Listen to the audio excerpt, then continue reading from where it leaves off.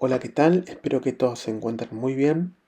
Yo soy Jota, soy voluntario de Alma Bariloche, hijo de una persona con demencia mixta, y en esta oportunidad, en representación del equipo, me encontré con estudiantes de la carrera de cuidador domiciliario.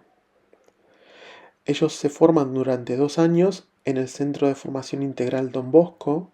Fue allí que me recibieron con mucho amor y calidez. Y además de compartirle detalles de mi historia, de la historia que voy construyendo con mi papá, hicimos relatos en primera persona para poder dar con las tareas y las funciones del cuidador domiciliario en el hogar. Al final de la charla vamos a encontrarnos con la doctora Mara López Wortman, quien tiene recomendaciones para darnos para quienes realizamos las tareas de cuidados, ya sea cuidadores formales o informales. Ahora sí, los invito a ver este encuentro y espero que lo puedan transitar con el amor y calidez que me regalaron los estudiantes, los profesores y los directivos del lugar. Yo soy Jota, soy voluntario de Alma Bariloche y vine a hablar con ustedes, que son estudiantes del oficio cuidador domiciliario. Perfecto, CFI. CFI que está en Frutillar. Y ¿Y qué significa CFI? Centro de Formación De oficios, ¿no? También hay cuidadores que ya están trabajando, pero la experiencia, la voz de la experiencia. Yo soy un familiar, que vengo la voz del llanto, ¿no? Bueno, yo tuve que en algún momento que acudir a un cuidador formal y no sabía que existían. Yo pensé que solamente podía recurrir a una enfermera. Y por eso me parecía importante que compartamos con el video qué es un cuidador formal, cuáles son sus funciones, qué cosas sí y qué cosas por ahí no. Yo les cuento. Primero, elegí un cuidador que quede cerca de mi casa, que por suerte sucedió. Mi papá me pidió que sea varón para cuando le cambiaba los pañales, no sentirse tan incómodo. O por ahí, no sé, ese fue su fundamento. Y lo pude conectar con Daniel, que fue el cuidador de papá, a través de un vecino que me pasó su teléfono. Él está en una cooperativa de trabajo, que la estaban ahí tratando de formar, que es como un núcleo entre ellos, como también es acudir, ¿no? Que se nuclean y vos vas a ese núcleo a pedir información o a ver si existe un cuidador en tal zona y te pueden dar el contacto. Pero lo importante es qué es ser un cuidador formal, un cuidador domiciliario. Vamos a la pregunta, ¿qué los motivó a acercarse a estudiar y formarse como cuidadores domiciliarios? En mi caso, yo empecé, me gustó porque yo cuando tuve a mi abuela, que llegó a la vejez, yo no pude estar con ella. No pude contenerla, ayudarla, entonces me quedó ese vacío, como que mi abuela no pude hacer nada. Y después dije, puedo hacer algo por otra persona, ayudar a otra persona.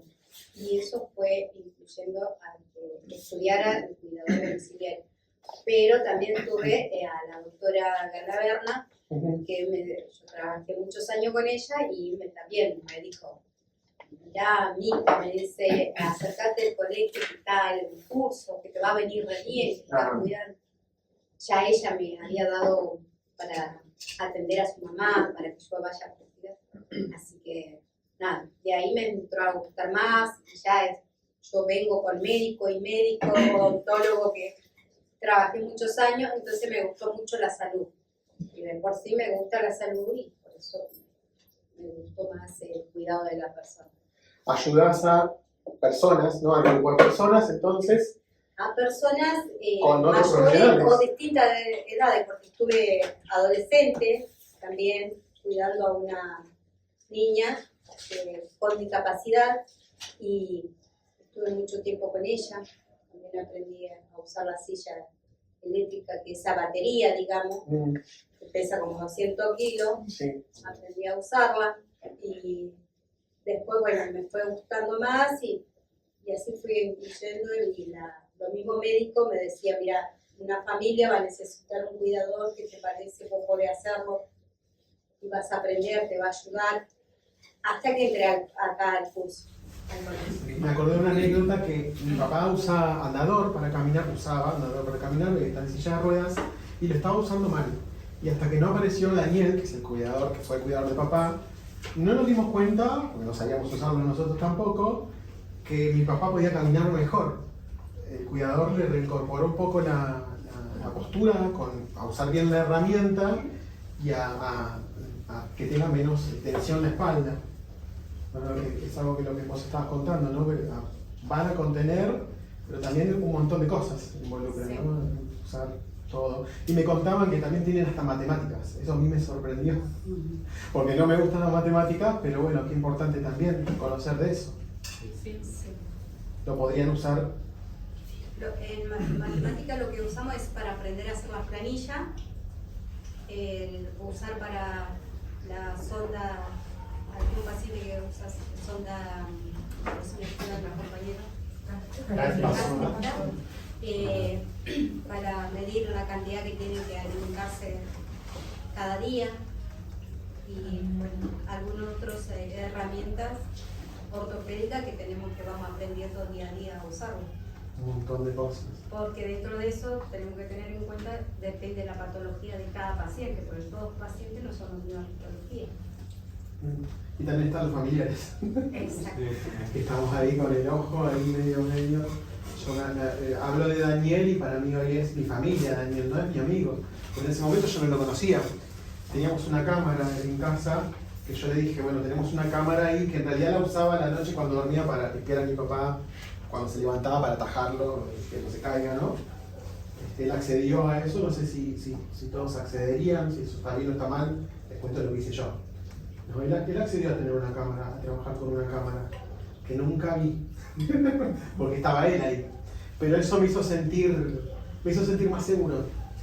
Y creo que es seguro para los dos, para ambas partes, ¿no? Porque también está bueno que la preocupación que tiene, por ejemplo, el hijo o el hermano, la persona que esté a cargo de la persona, sí, también está eso, ¿no? De que le habrá dado bien la medicación o estará atendiéndolo, estará viendo, no estará viendo qué está haciendo, qué le pasa, qué no le pasa. Creo yo que esa importancia es para ambos lados. Yo lo que me di cuenta es que está haciendo lo que yo no puedo hacer. Que es lo más importante de la presencia de Daniel en mi casa. Él hizo lo que yo no podía hacer. Lo puedo amar a mi papá con todo mi corazón, puedo intentar hacer de todo, pero al día de hoy yo a mi papá de la silla de ruedas no lo puedo levantar bien. Mucho menos hoy que no tiene mucha fuerza él. Y él venía y tuk, lo daba vuelta. También aprenden a conectar con la persona, ¿no? Me estaba acordando de una anécdota. Yo siempre hablo un montón y me voy acordando de anécdotas. En esta cuestión de que mi papá fue papá también, ¿no? Daniel vino a casa y le estaba haciendo la cama. Que yo no sé si está bien o está mal que le haga la cama, pero bueno, Daniel hizo la cama y la hizo perfecta. Y a mi papá le encanta la cama hecha perfecta de hotel. Entonces me hacía, no me hablaba, pero me hacía como, me cabeceaba para que me mire y yo le decía, ¿qué querés, papá? Hasta que me lo dijo, así se hace una cama, me decía, aprende. ¿No? Y ahí también fue como que papá lo amó a Daniel, ¿no? No sé si hacen camas o no hacen camas, a mí me pasó eso por lo menos, ¿no? Bueno, el tema de lo que es eso, sí, el cuidado de la persona lleva a eso, ¿no? Digamos, de tener higienizado el sector de la persona, del orden, de que él se sienta cómodo, eso sí se... La cocina, el baño. Es todo el sector de donde está más o menos conectado a la persona, creo yo que te toque cuidar, ¿no? Todo el sector donde uno trabaja, mantenerlo limpio, ordenado. Y cocinar, hacerle la comida, y hacer los mandados. Sí, yo cocinar. Cocinar depende, en mi caso, hablo por mí. Sí.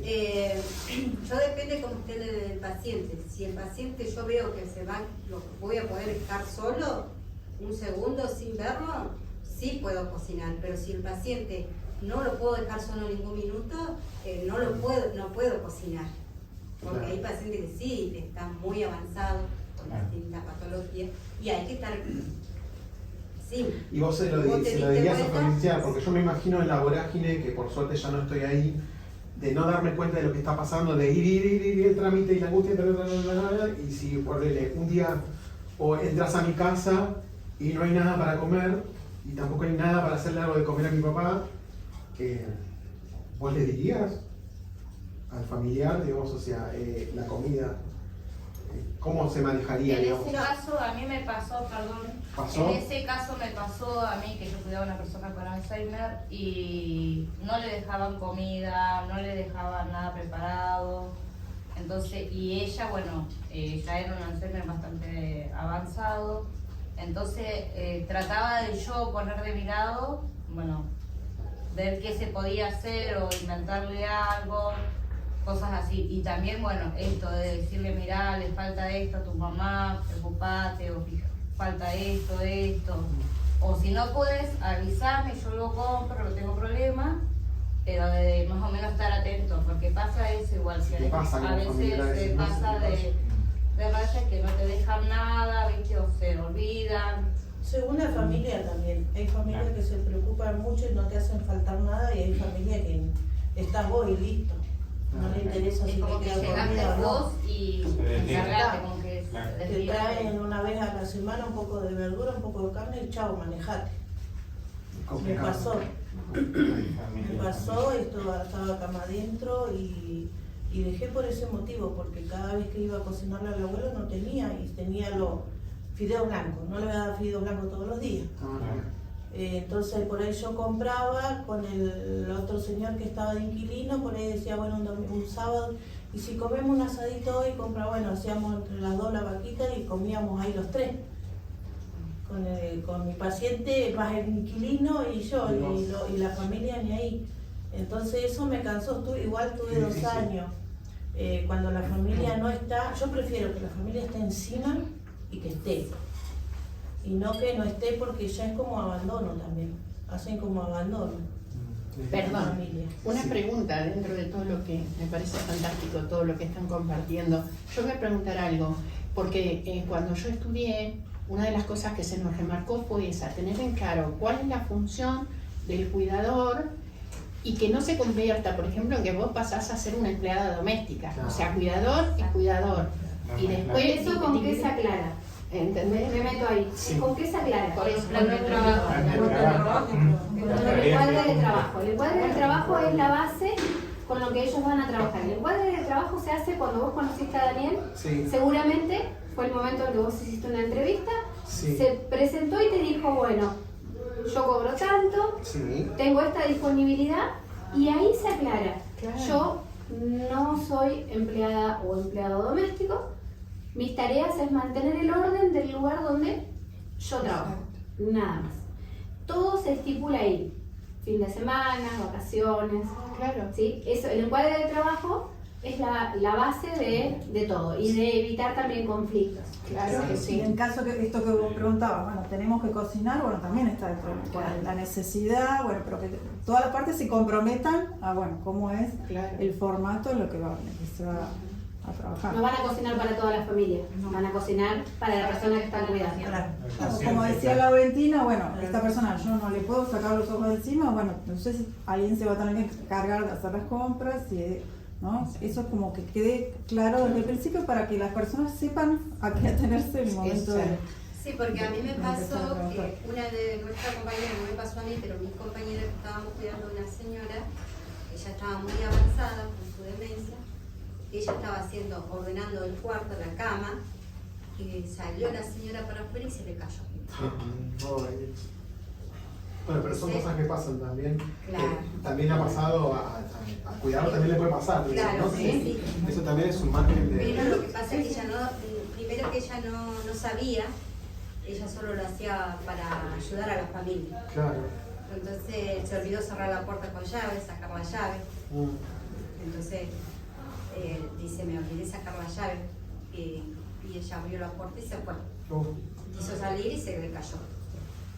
Claro, dependiendo de la persona, de la condición en que esté, uno evalúa, a ver, ¿voy a poder cocinar con la persona? O sea, ¿cuál es el foco que hablamos siempre? ¿Quién es el centro del cuidado? Paciente. Claro, Sí, sí, sí, sí. sí. Exacto. Entonces, si yo tengo que descuidar a la persona porque tengo que cocinar, no sería algo que sirva. Después otra experiencia que yo he tenido es acompañar a la familia. Estuve en Bahía Blanca cuidando a una señora. Primero la cuidamos en la casa de la hija, pero la hija tenía 2 nenas, toda la actividad de la familia, qué sé yo. Entonces le estaba como haciendo mal a las nenas, no sé, psicológicamente, porque la abuela empezó a usar pañales. Entonces la señora tenía su departamento. Entonces la hija dijo, bueno, vamos a ponerte, por ejemplo, yo voy 24 horas, otra señora venía, otra cuidadora, y así hasta cumplir la semana. La cuidamos en su departamento a la paciente. Y ¿qué pasó? Que tenía un nieto, hijo del otro hijo, que no aportaba, que era la hija nada más, y venía, y como tenía problemas de drogadicción, todo, venía, la agarraba a su abuela y le sacaba la plata, le sacaba cosas de valor, porque le sacó anillos, le sacó. Y después un día la encuentro toda moreteada, claro, el pibe venía, la forzaba que le dé, porque ellos le dejaban plata a ella. Entonces, bueno, llamé a la hija, planteé la situación que estábamos viviendo, porque era un peligro tanto para la paciente como para nosotros, con una persona con tema de drogadicción, que venía y le sacaba la plata, que después nos podían culpar a nosotros. Claro. Entonces le digo, bueno, esta situación ya sí está, no la podemos sostener, peligramos tanto nosotros como Elma. Le digo, así que vamos a tener que buscar un lugar para que ella esté en un geriátrico, que es lo más seguro, y bueno, usted no le puede dejar plata, no le puede dejar cosas de valores, porque acá está pasando esto. Bueno, con todo el dolor del alma, ella tuvo que internar a su mamá, así que la acompañé a buscar un lugar, una residencia muy linda, muy buena, y la tuve que acompañar a toda la familia en ese duelo, en eso nuevo que ellos iban a vivir. Y después yo la visitaba, Emma ahí en la residencia, todo, pero estaba bárbara, porque ya como que le había agarrado depresión a ella ahí. ¿Y vos ibas, te pagaban la hora o vos ibas voluntario? Sí, ellos me pagaron mi trabajo todo, pero después el resto me terminé involucrando con la familia, ya paso a ser tipo como amiga, psicóloga. Sí, hay un montón de límites. Sí, y acompañarlas a ver el lugar, acompañarlas a dejar a su mamá ahí, estar un par de horas como para que se despidan, para acomodarle sus cosas, para ver que ella esté bien. Podía ir a cualquier hora a verla. Fue un lugar bien lindo que estuvo, así que bueno. ¿Y cuando contabas que trabajabas cama adentro todo el día? Ahí nosotros, yo me iba 24 horas, salía yo, llegaba otra cuidadora y así estábamos. Yo hacía 24 horas en ese lugar, después me iba a otro lado a hacer 12 horas y así estaba, en Bahía Blanca. Bahía Blanca. Sí. Yo desde un trabajo, trabajar de vendedor y todo eso, siempre llegaba a la hora y me iba corriendo a mi casa. Sí. Entiendo que no vendes zapatillas y que hay una persona en el medio. Yo pero tenía me pregunto mis hijos, por tu familia. claro, tenía mis hijos, había rehecho mi vida de nuevo, estaba recién casada. Toda una cosa. Un malabar. Sí. Pero bueno, teníamos que trabajar. Y en cuanto a los cuidados, ustedes, que la mayoría de ustedes está trabajando, ¿qué opinan de hacer 24, 48 horas? Para mí, no. No, porque no llego a la semana, a cumplir una semana y me voy a enfermar yo. Si estoy en esa situación. Porque primero yo tengo que estar bien para poder cuidar a los. Si no, el desgaste de estar con una persona. Es un trabajo como cualquier otro, ¿no? Que tiene un límite de tiempo, porque lo demás es. Para mí tiene que estar 6 horas un cuidador. Más de eso no. Para mí. Sí, tratar de entender que los cuidados implican estar atentos el tiempo que vos estés con la persona. Seguro. Entonces, si vos haces 24 horas o 48 que te quedás a dormir, o sea, al otro día ya llegás a las 24 y no va a ser la misma calidad del cuidado. Claro. Yo entiendo que es difícil también la búsqueda de cuidadores. También es difícil el trabajo en equipo de 3 o 4 cuidadores para una sola persona. Pero creo que hay que apuntar a la calidad del cuidado. Yo también creo que también pasa por parte del familiar el tema económico. También, eso ni hablar, atraviesa todo. Claro, sí. Atraviesa todo lo económico. Hay personas que no pueden pagar esa cantidad de cuidadores, y también está la realidad de que las obras sociales no cubren casi nada de horas de un cuidador domiciliario o un cuidador polivalente. Esa es otra cosa que quizás habría que trabajar a nivel legal, el que, ¿por qué PAMI, por ejemplo, acepta, no sé, 10 horas semanales como mucho y solo paga eso? Cuando la realidad es que la persona necesita muchas más horas. Un día de 24 horas es.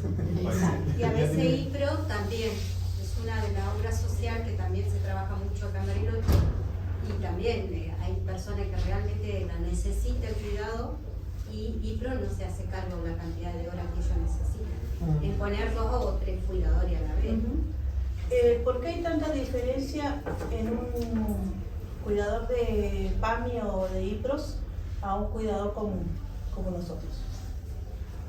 En realidad el cuidador es el mismo, o sea, un cuidador polivalente es el que trabaja en una obra social. Ustedes para trabajar en una obra social tienen que tener matrícula. Por ahí esto también les sirve a las familias. No, yo me refiero al tema de trabajo, porque resulta que yo he visto que, por ejemplo, he tenido entrevistas y me dicen, no, porque el cuidador que me manda PAMI viene y se sienta al lado de mi papá y está así. Y llega la hora y se va. Bueno, eso es algo que trabajamos, el profesionalismo. Claro. O sea, nosotros no desmerecemos ningún trabajo, pero ustedes no trabajan con máquinas, trabajan con personas, y trabajar con personas implica poner el cuerpo. Entonces ustedes, si van y se sientan y cumplen horario, no están ayudando a la familia, no están conteniendo. O sea, ¿cuáles son los objetivos del cuidado? Estimular a la persona. Estimular, contener. Y trabajar bajo los kinesiólogos y hay alguna... La mirada integral, ¿se acuerdan? Claro, sí.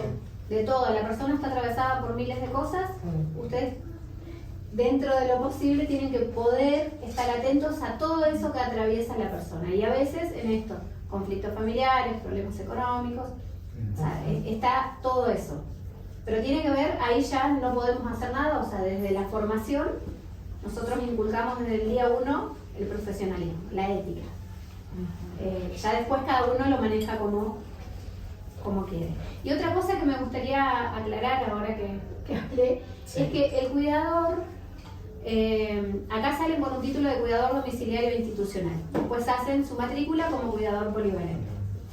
El cuidador no solo cuida a adultos mayores, el cuidador se encarga, ahora se abrió mucho, y entonces se encarga de una persona en situación de discapacidad, una persona que es usuario de salud mental, una persona que está atravesando una etapa terminal de la enfermedad, o sea, es amplio el abanico. Bien, eso hay que aclarar también, que no solo es cuidador de un adulto mayor. Me haces acordar las charlas que he tenido con Daniel, que un poquito ya les conté que me agarraba en la salida, y no, con frío, con nieve y todo, y él me hablaba y me contaba cómo había sido el día, y me daba muchos consejos para cambiar mi vínculo con mi papá, o para retomarlo, porque a mí también me costó despegar, de entregarle el cuidado de...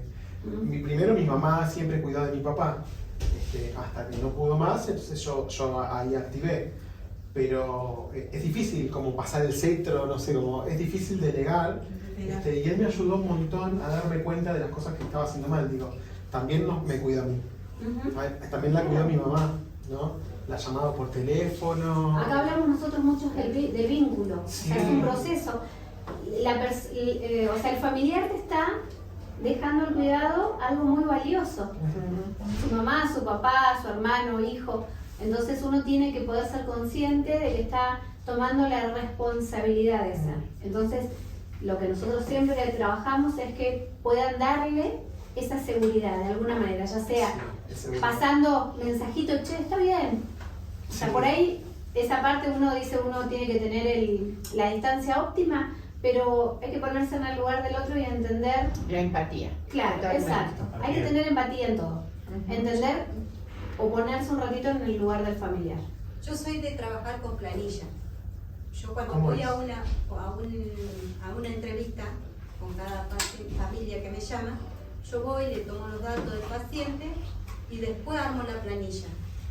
¿Para qué? Porque voy siempre, si yo no puedo ir, mis compañeras siempre la llamo y le digo, ¿quién tiene disponibilidad de horario? Yo, bueno, vamos, hay una entrevista de trabajo tal día, vamos a hacer la junta porque me llaman a mí y yo, como no puedo, le paso a mis compañeros. Un registro. Claro. Entonces ahí anotamos todo sobre el paciente, quién fue, quién estuvo, todo detalladito en la planilla. Entonces cuando viene la familia, lee la planilla. Si no se cruzó con el cuidador, lee la planilla. Y si la otra familia que no se entere, no está informada, porque no podemos informar uno por uno, entonces van y se miran la planilla y dicen, mira, mi papá estuvo así, con las chicas, todo. Ya pasan la información todo ello. Pero está registrado en la planilla. Sí, libro de comunicación. Claro, que no me hubiera imaginado. La comunicación es Sí, importante. cuando hay varios cuidadores o cuando los cuidadores no se cruzan con las familias, es re importante. Sí, ponemos fecha, el turno, que le Claro. damos el nombre y ahí anotamos, lo encontré acompañado de... Notar todo en el Todo libro. ahí. Estaba de buen Si ánimo, comió, fue al no baño, si comió. está bien de Ahora ánimo. hizo tal cosa. A mí me servía el examen neurocognitivo que le hicieron a mi papá y todo, y apilarlo, todos los análisis, todas esas cosas, como para ir al médico y comunicarme lo que no puedo tampoco hablar mucho porque no entiendo, pero es algo así también. Como armar una carpetita para hablar con el otro de lo que no podés. Claro. Y ustedes también se comunican con los médicos también. Hay casos que sí. Yo he tenido un caso que sí, que la doctora venía y hablaba conmigo y yo le grababa y después le pasaba a uno de los familiares y bueno, ahí ellos sabían. Están en todas. Y algo importante, el cuidador trabaja dentro de un equipo. O sea, la mejor manera.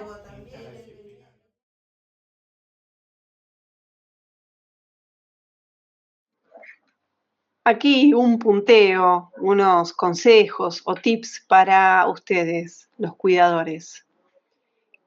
En primer lugar, tener sentido del humor, ser creativos desde la empatía, no ahorrarnos gestos cordiales o amables como sonrisas o abrazos, porque sabemos que las personas que tienen demencia pueden no saber qué día es hoy, fallar en su memoria a corto plazo, pero no en esa memoria emotiva que a nivel cerebral tiene otra ruta, que no se deteriora con el tiempo. Al contrario, tiende a hacerse más fuerte, a potenciarse, ¿sí?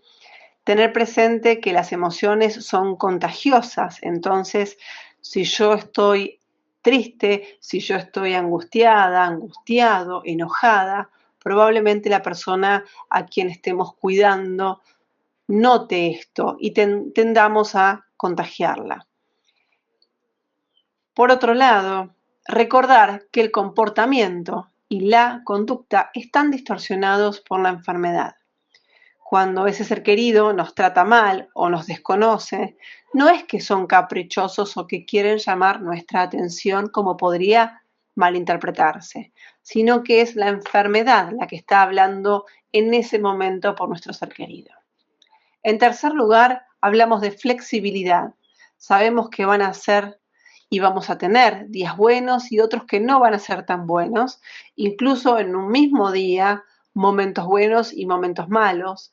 Tener presente el efecto del atardecer, hay ciertas horas críticas durante el día, entonces tenemos que anticiparnos y tener asegurados ciertos acompañamientos o conductas que sabemos que a nuestro ser querido les va a hacer bien. En cuarto lugar, pedir y aceptar ayuda. No se trata de debilidad o de falta de amor hacia la persona cuidada, decir necesito una mano.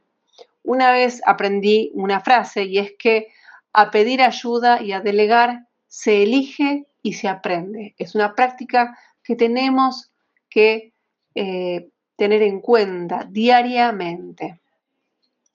Quinto lugar, organizarse, ¿sí? Y permitirnos un tiempo para esparcirnos, encontrar esos momentos para hacer actividad física, para volver a un hobby que ha sido dejado de lado. Por ejemplo, tomar un café con amigos. En sexto lugar, Buscar redes de formación y contención para familiares y cuidadores. Sabemos que cuando se comparte la carga siempre es menor. Y cuando no tenemos conocimiento, es decir, que pretendemos que tenemos que saber cómo cuidar a nuestro ser querido sin haber aprendido nada, ¿sí? Nos estamos sobrecargando y esto tiende a enfermarnos física, psíquica y emocionalmente. Séptimo lugar, decimos que no tenemos que aislarnos de la familia ni de los amigos. Recordemos que el aislamiento que hemos pasado por la pandemia ha tenido una impronta muy negativa, ¿sí? Es importante estar vinculados con los afectos de diferentes maneras. No negar la enfermedad del ser querido, poder poner un nombre o una etiqueta que no sea senilidad, que no sea demencia senil, porque sabemos que no existe, puede ayudarnos y abordar al deterioro cognitivo o a las demencias desde un lugar serio, desde un lugar responsable y objetivo. Salud, en noveno lugar, primero cuidarse para luego poder cuidar. Vigilar la propia salud del cuidador. Tenerlo esto muy presente, ya que los cuidadores suelen sentirse desbordados por la demanda de las personas que cuidan y empeora su propio estado de salud. Y décimo, y no por ello menos importante, es cuidarse. Los cuidadores tienen que cuidarse para poder cuidar y en términos generales, en todos los sentidos. Hay un proverbio africano que me gusta mucho y es que si quieres ir rápido, camina solo, pero si quieres llegar lejos, mejor ve acompañado.